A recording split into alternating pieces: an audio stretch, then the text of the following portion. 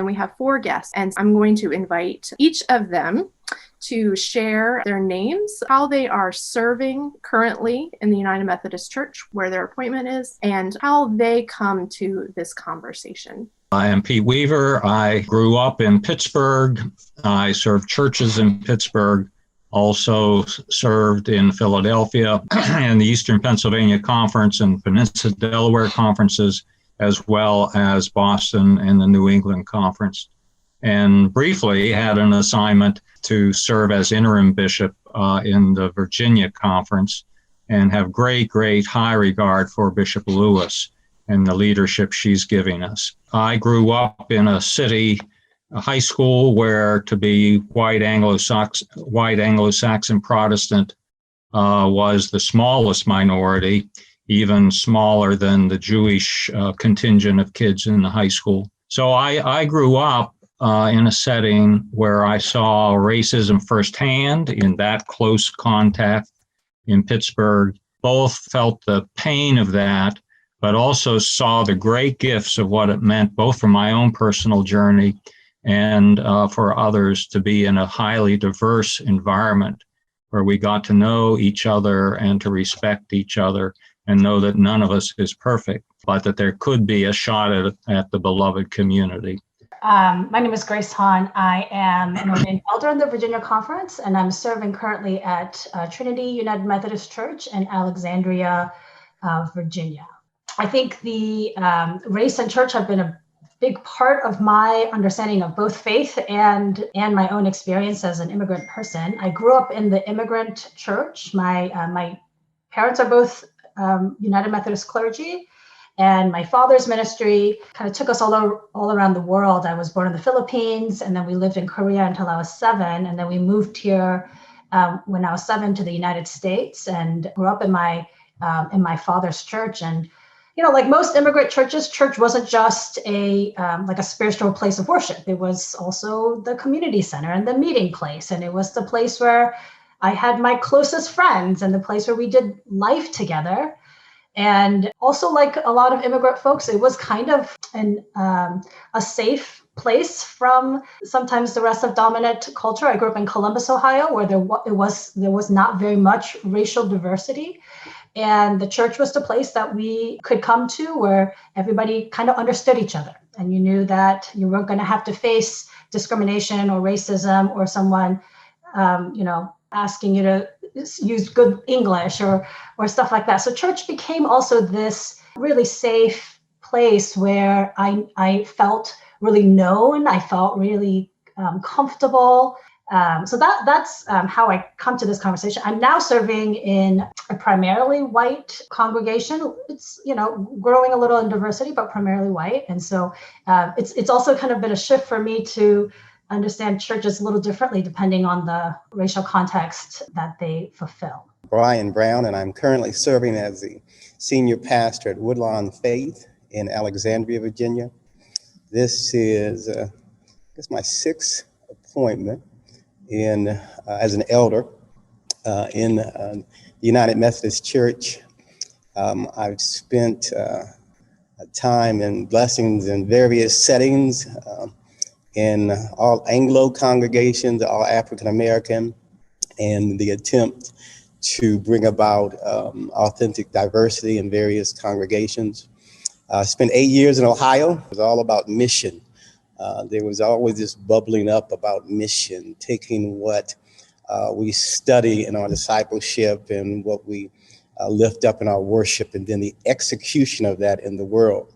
So that is some history. Served as a superintendent also in the West Ohio Conference for 5 years, and learned a lot in that expression about what I would call the human condition.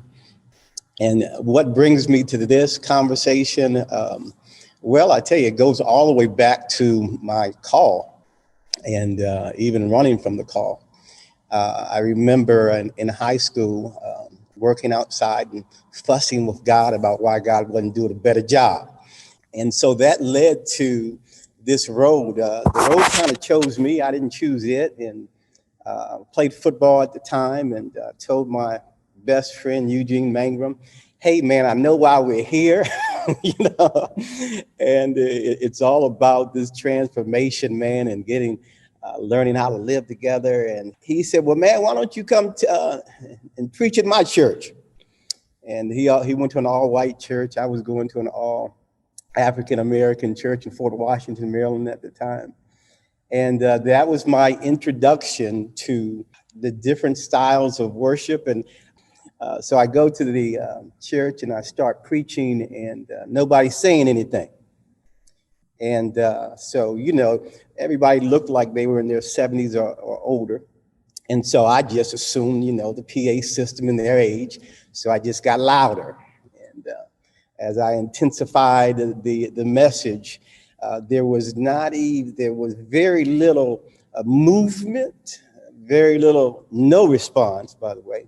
And just in ways only God can, God shared that this is worship and lean in. And that began a whole sequence of events that led to a lot of work around racial reconciliation, even back in 2013 with the beginning of the Black Lives Movement, when we brought together as a district what we called Come to the Table. And the mantra that we lifted up was that let's leave the spectrum of private polarizing conversations and come to Christ's table where all voices are heard and authentic. Lindsey, Baynham. I'm an elder in the conference and currently serve as the director of Clergy Excellence.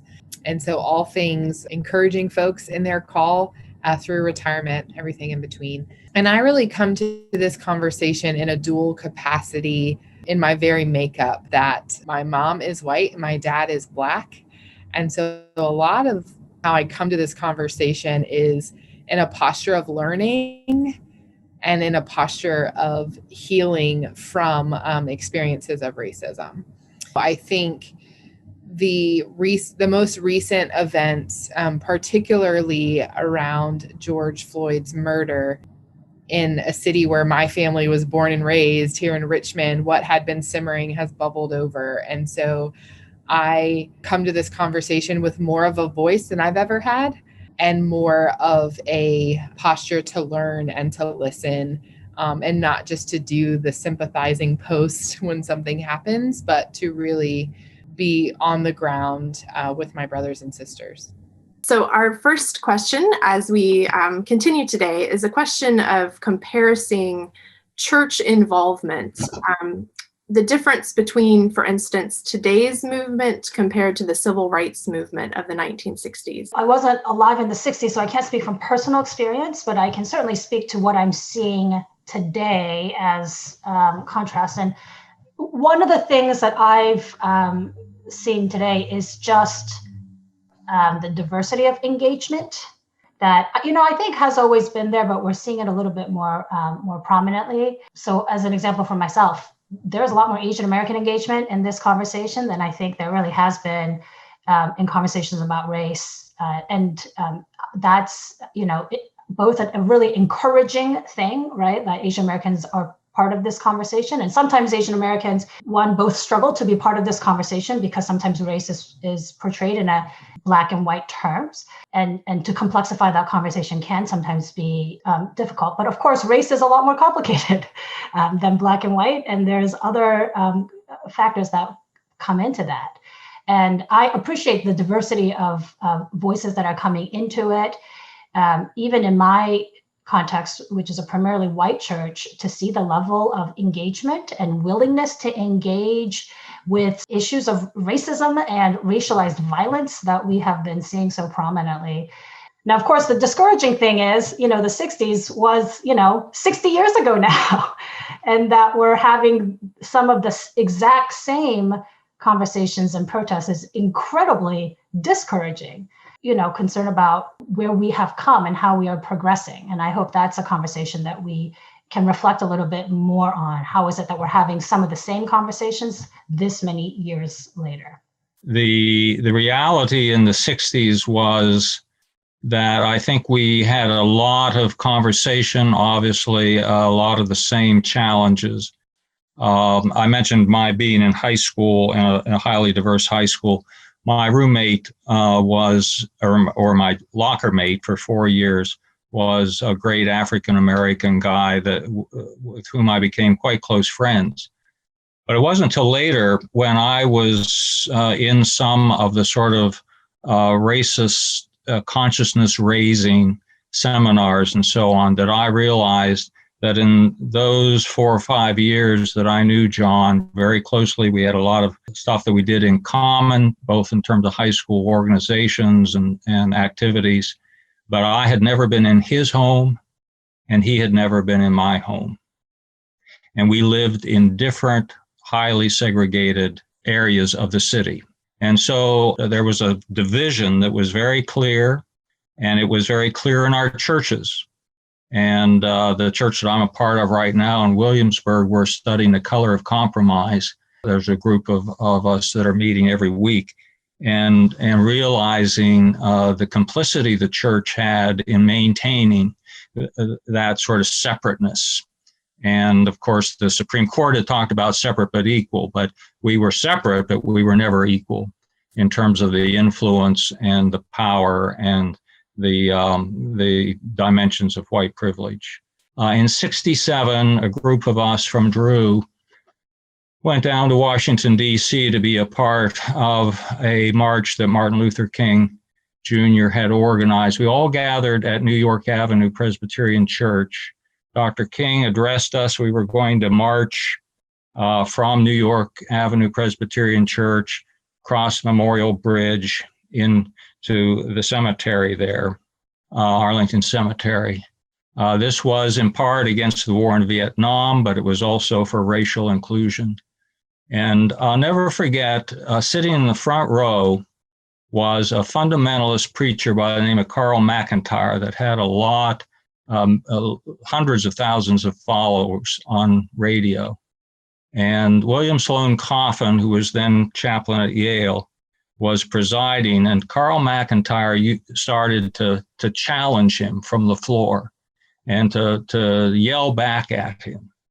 And a lesson that I learned early was that William Sloane Coffin invited Carl McIntyre to come up onto the chancel of that church with the invitation that we have our conversation on the basis of our common ground, which was Scripture. And it was amazing the difference that made. Now, they still had disagreements, but they started to talk about Jesus. They started to talk about our faith. And the thing that I think was so true in the 60s, primarily due to Dr. King, was that there was a theological and a spiritual dynamic in the movement then that I'm not sure is still there. And that's one of the places I believe the church has dropped the ball.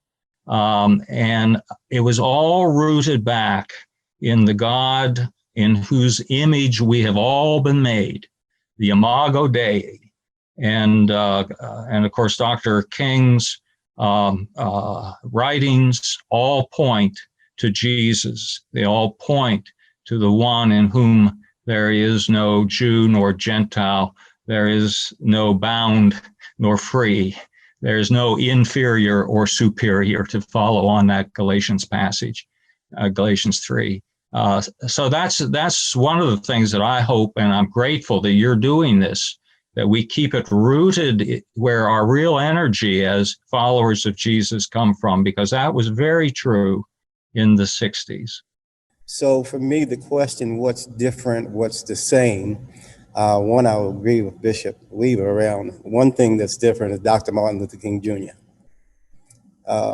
There doesn't appear to be a lightning rod in the realm of leadership that has rose to the capacity that Dr. King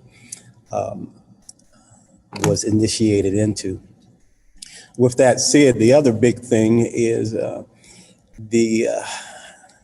this point, the lack of economic, there was success in the 60s and much of that was driven by economic change.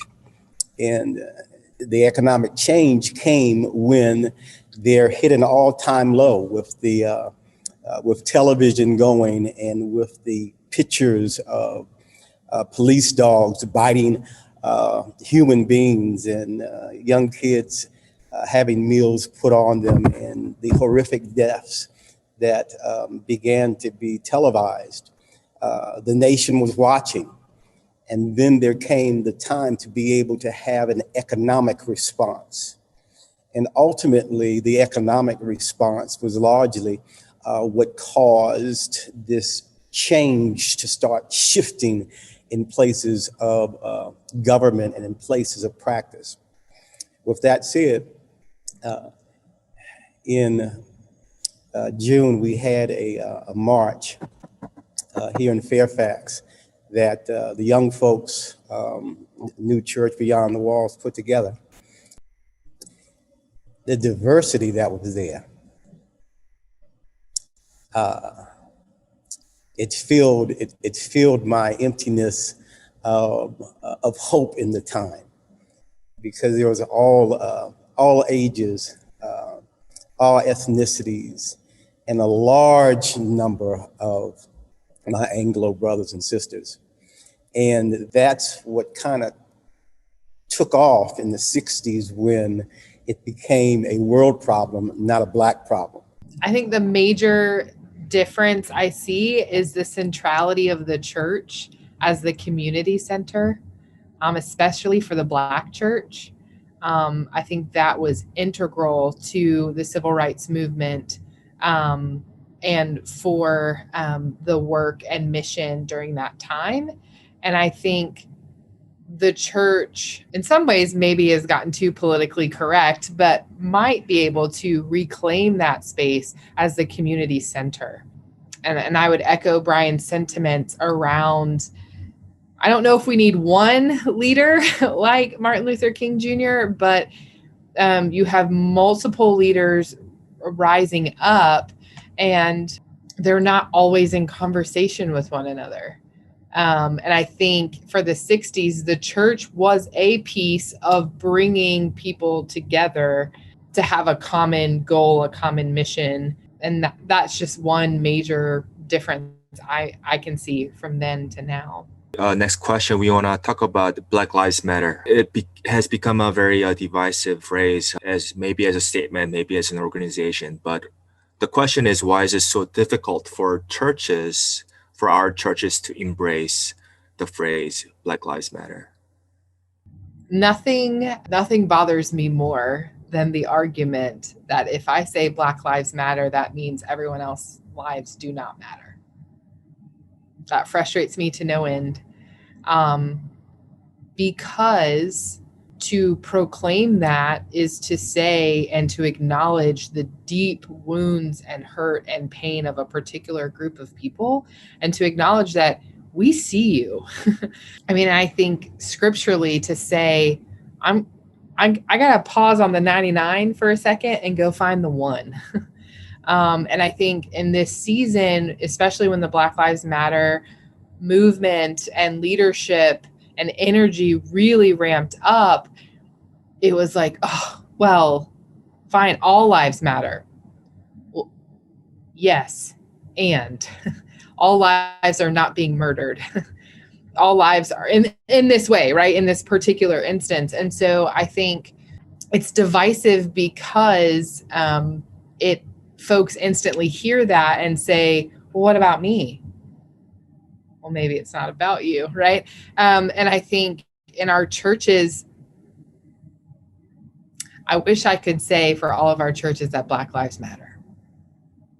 I think for many whites, part of our sin is that we only see the culture and we only see need that is white in color. Our empathy only goes that far because that's where primarily our relationships are. And sadly, when Dr. King said that 11 o'clock is the most segregated hour in America, it's still basically true. And so these relationship building things are critical to even begin to have a notion as to what Black brothers and sisters and other persons of color experience.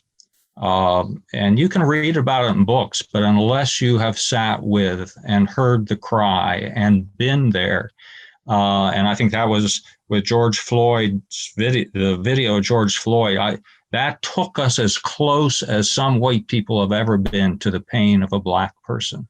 Again, recognizing that the first chapter of the Bible's about God created humanity in God's own image. In the divine image, God created them. We are all in that same image. And to resist, the resistance to Black Lives Matter is actually a resistance to the full embrace and implications of the fact that we are all in God's image. That's where the all is. And God created great diversity, but all of it in God's image.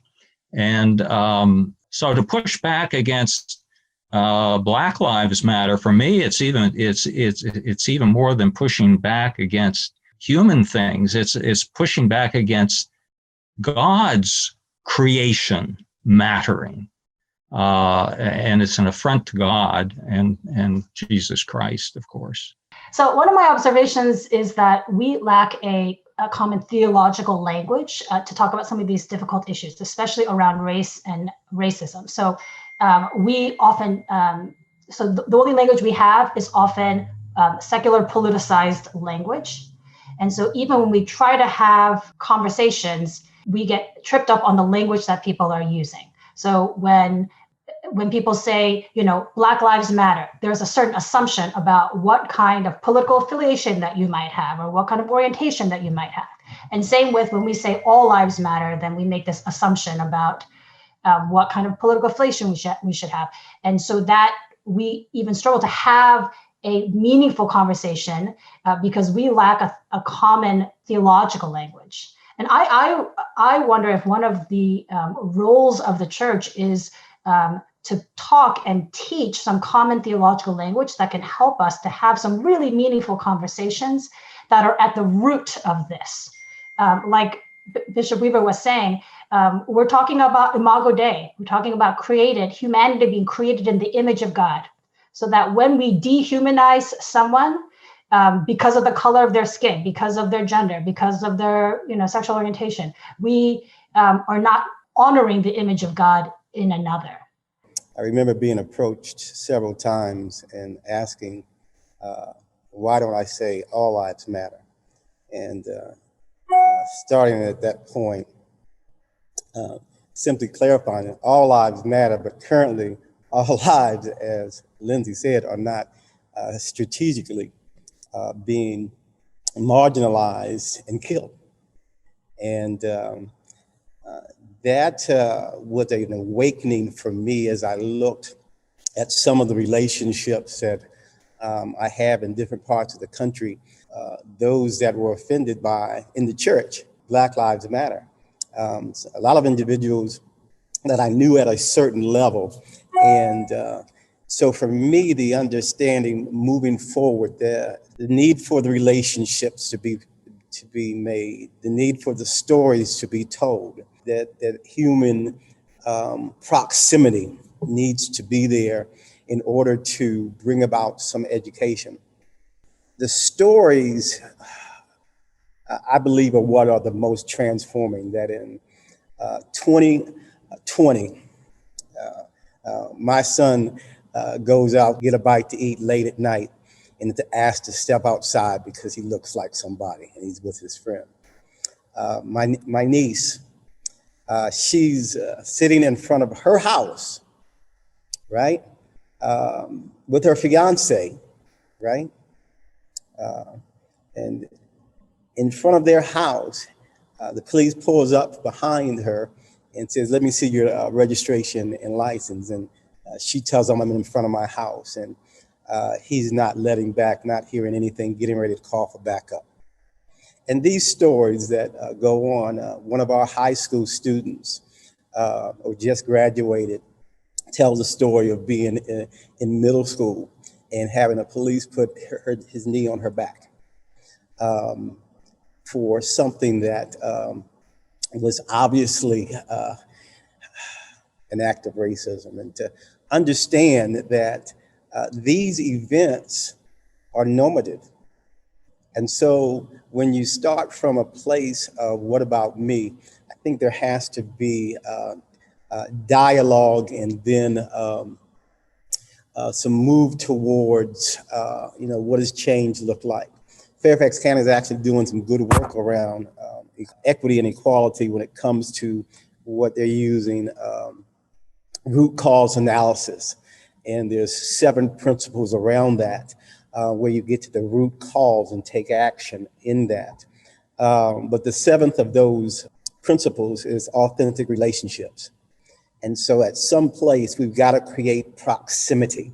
How can our faith communities bridge the gap with our civic leaders in our communities? Like, what can we be doing as communities of faith to have better interactions with those who are in government leadership positions or who are serving in our police and fire departments and whatnot? What recommendations or suggestions would you have? One of the practices I had as a pastor when I was in a local church, and then invited congregations to do in the conferences that I served as bishop, was what I call a community leaders luncheon. Many of our churches are in a bubble, and they not only are they not in touch with the racism in their communities, there's a whole lot of things they're not in touch with that Jesus cares about and God's heart is breaking about. And one of the things that was transformational again and again, both in the congregations I served, was when annually we'd have this community leaders luncheon. The principal of the high school, the chief of police, some of the government folk, some of the business folk gather together. We'd pray together, we'd eat together, and then we'd talk about 3 questions. The first question is, what do you celebrate about our community? And they'd talk about the good things. And then what are the big challenges in our community? It was interesting in that conversation, so many folks would bring up the same thing, but they had never talked to each other about it. And then the third question was, how can the church be a helper, a partner in our trying to address this? And that led to some very fruitful conversations and finding common ground with those that sometimes we just hold at an arm's distance.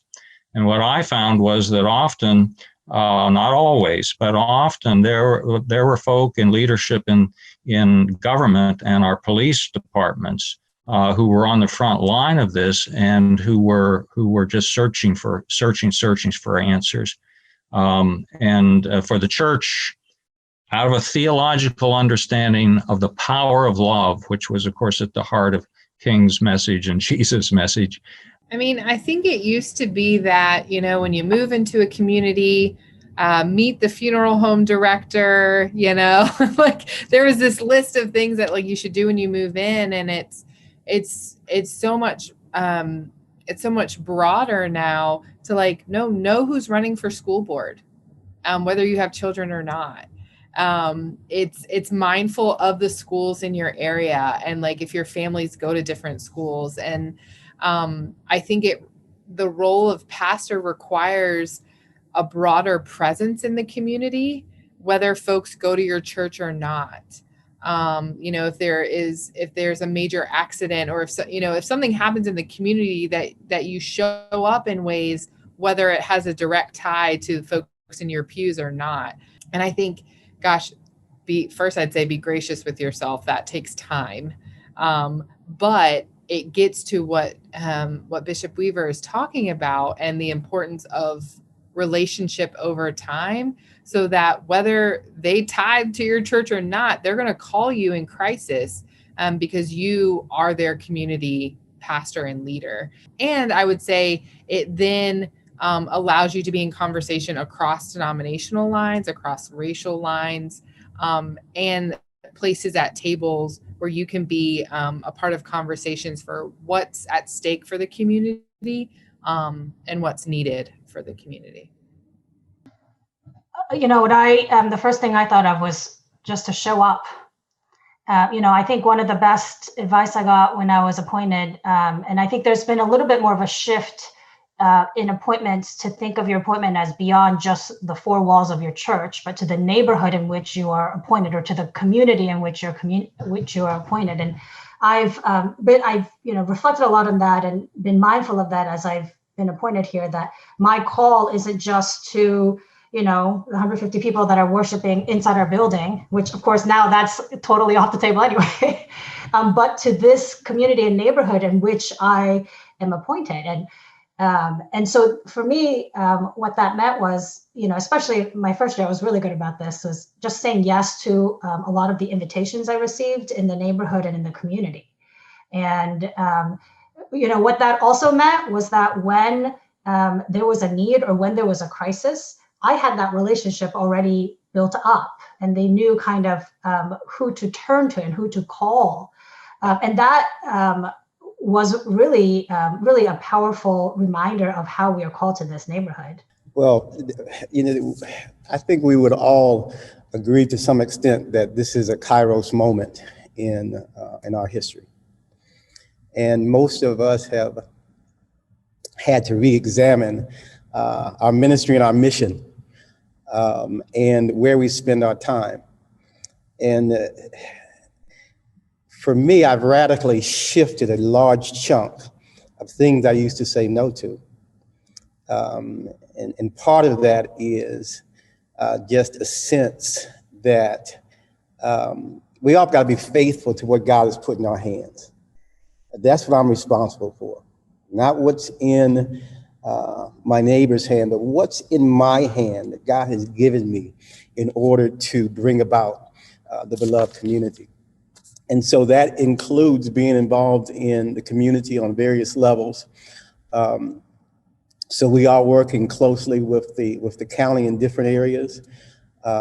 Tonight, the county is doing an outside movie in one of the Section 8 impoverished communities that we've also adopted about 2 years ago. And you get the call, say, can you stop by, and can you do this and or that? And so structurally in this time, we've got to create proximity to be with folks and be a part of the change on every level that we're called to move forward. And as a church, at the end of the day, it's both and. It's not only about economic equity and equity across healthcare and equity across so many different lines. It's also about understanding that we have the one thing that brings about the total transformation. Because at the end of the day, that will, all of the movement forward will, through process, procedures, and hard work, will move the needle. However, if we don't change the heart, then we're still battling against the human condition. And so how does Christ change the heart? It's in proximity. And that's the power of the church. The Spirit moved in the 60s, and hearts were changed, and folks stood up willing to give their lives at the mandate of love. What does the phrase Black Lives Matter invoke for you? What is the church's role in dismantling racism?